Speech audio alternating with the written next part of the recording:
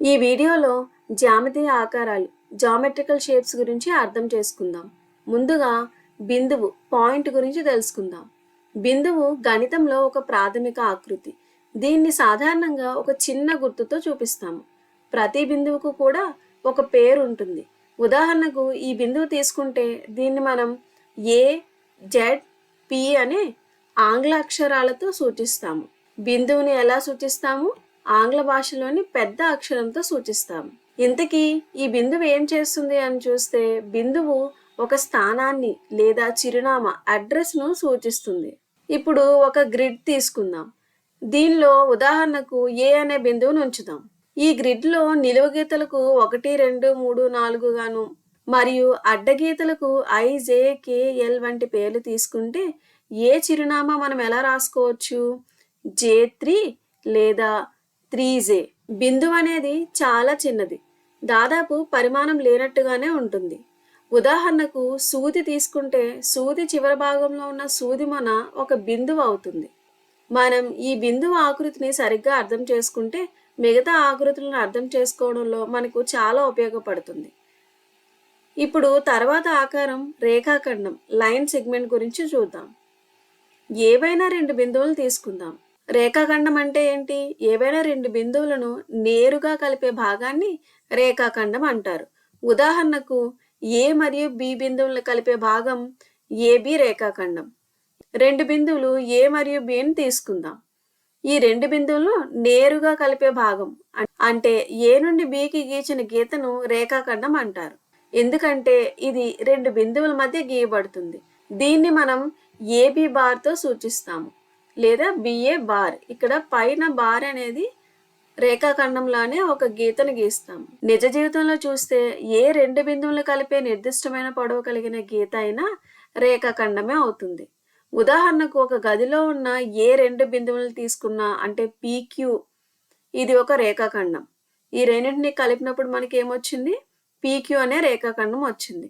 ఈ రేఖాఖండం అనేది మనకి ఏ దిశలోనైనా ఉండొచ్చు. ఇక్కడ మనం నిలువుగా కూడా గీయవచ్చు. అది ఎలా? S మరియు R అనే బిందువులు తీసుకొని కూడా మనం రేఖాఖండంని గీయవచ్చు. తర్వాత ఆకారం సరళ రేఖ లైన్. మొదటగా రెండు బిందువులు తీసుకుందాం, A మరియు B. ఈ రెండు బిందువులతో ఒక రేఖాఖండాన్ని నిర్మిద్దాం. రేఖాఖండం ఇంతకు ముందు చూసాం కదా, ఏవైనా రెండు బిందువుల మధ్య గీసే నిర్దిష్ట పొడవు కలిగిన గీత. ఈ రేఖాఖండపు రెండు చివరి బిందువులు గుండా అనంతంగా అదే దిశలో పొడిగిద్దాం. అంటే B నుంచి కుడివైపుకు అలాగే A నుంచి ఎడమ వైపుకు పొడిగిస్తే ఈ రేఖ రెండు వైపులా అనంతమైన పొడవును కలిగి ఉంటుంది. ఈ విధంగా రెండు బిందువుల ద్వారా గీయబడే ఒకే ఒక రేఖ రెండు వైపులా అనంతమైన పొడవును కలిగి ఉంటే అది ఒక సరళ రేఖను సూచిస్తుంది, లైన్. దీన్ని మనం స్క్రీన్ పై పూర్తిగా చూపించలేము, ఎందుకంటే అది మనకి ఎంత దూరమైనా గీయవచ్చు. అందువల్ల మనం రేఖాఖండానికి ఇరువైపులా బాణం గుర్తును పెట్టాం. ఈ బాణం గుర్తు ఏం సూచిస్తుంది? ఇది అనంతమైన పొడవు కలిగి ఉంటుంది అని. ఈ సరళ రేఖని మనం L అని కూడా సూచించవచ్చు. అప్పుడు దీన్ని మనం ఎలా రాసుకోవచ్చు? సరళ రేఖ L అని రాసుకుంటాం. లేదా అంటే సరళ రేఖ AB.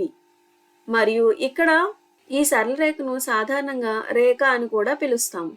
ఈ రేఖ మీద అనేక బిందువులు ఉండవచ్చు. ఉదాహరణకు PQ అనే బిందువులను తీసుకున్నా కూడా ఈ PQల గుండా ఈ రేఖ అనేది పోతుంది. కాబట్టి దీనిని సరళ రేఖ PQ అని కూడా అంటాము. ఇలా సరళ రేఖ అనేది అనంతమైన పొడవును కలిగి ఉంటుంది. దీన్ని ఈ విధంగా సూచించవచ్చు, AB బాణం గుర్తులతో ఉన్న గీత. అలాగే సరళరేఖ PQను ఎలా రాసుకోవచ్చు? PQ బాణం గుర్తులతో ఉన్న గీతలాగా రాసుకోవచ్చు. ఈ విధంగా AB రేఖాఖండాన్ని తీసుకొని ఆ రేఖాఖండపు రెండు చివరి బిందువుల గుండా A వైపు మరియు B వైపు అనంతంగా అదే దిశలో పొడిగిస్తే అది ఒక సరళ రేఖను సూచిస్తుంది. తర్వాత మనం కిరణం రే చూద్దాం. కిరణం ఒక బిందువుతో ప్రారంభమై ఒక దిశలో మాత్రమే అంతులేని విధంగా కొనసాగుతుంది. ఉదాహరణకు P అనే బిందువు తీసుకుంటే P నుండి మొదలై గీత గీచుకుంటూ వెళ్తే Q అనే బిందువుని తీసుకుంటే ఇదేంటి? PQ అనేది అనంతమైన పొడవును కలిగి ఉంటుంది. ఈ PQ అనేది కిరణం అవుతుంది. దీన్ని మనం ఒక బాణంతో సూచిస్తాము, ఎందుకంటే ఇది కుడివైపున అనంతమైన పొడవు ఉంటుంది కాబట్టి. ఈ విధంగా కిరణము తొలి బిందువు నుండి బయలుదేరి నిర్దేశిత దిశలో అనంతంగా సాగుతూ పోతుంది. ఒక సరళమైన ఉదాహరణగా చెప్పుకోవాలంటే సూర్యుడి నుండి వచ్చే కాంతి కిరణం. ఇక్కడ చూసినట్లయితే చూడండి, కిరణాలన్నీ ఎలా ఉన్నాయి, మనకి ఒకే వైపుకు కొనసాగుతూ ఉన్నాయి.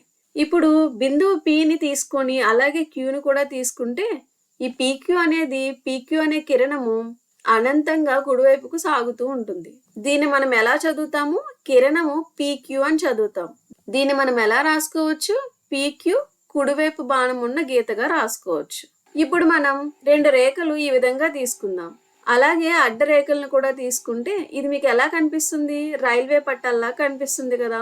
ఈ రైల్వే పట్టాలు ఎప్పటికీ కలవని మనకి తెలుసు. మరియు ఇవి ఎలా ఉన్నాయి? ఇవి సరళ రేఖలు. ఈ సరళ రేఖలకి మనం AB మరియు PQ అనే పేర్లు పెడదాం. ఈ విధంగా ఏవైనా రెండు రేఖలు ఎప్పటికీ కలవకపోతే వాటిని సమాంతర రేఖలు, ప్యారలల్ లైన్స్ అంటారు. దీన్ని మనం AB ప్యారలల్ PQ అని రాస్తాము. అంటే ఇలా మధ్యలో రెండు నిలువు గీతలు గీయాలి.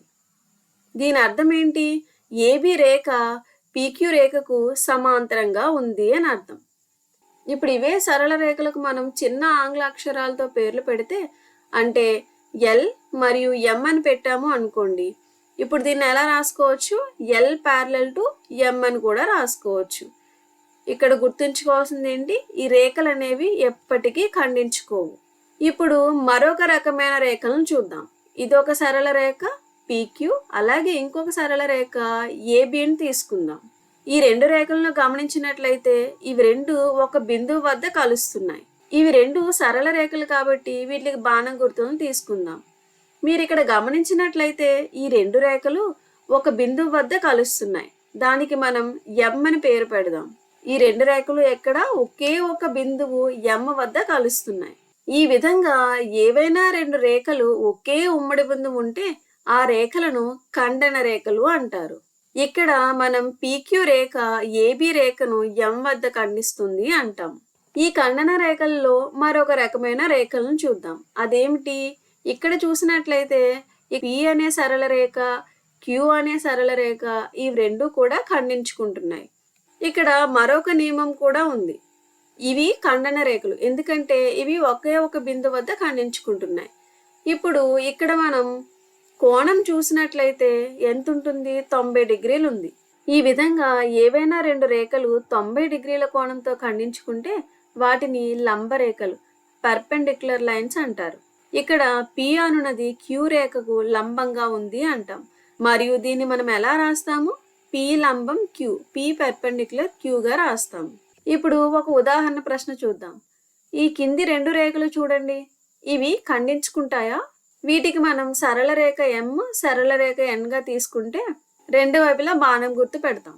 ఒకసారి ఆలోచించండి, ఈ రేఖలు ఇక్కడ స్క్రీన్ పై కలవకపోయినా అవి నిజంగా కలుస్తాయా లేదా అని ఆలోచించండి. సరే, ఇప్పుడు చూద్దాం. ఇవి ఎడం వైపుకు పొడిగించే కొద్దీ మనకేమవుతుంది? వాటి మధ్య దూరం పెరుగుతూ పోతుంది.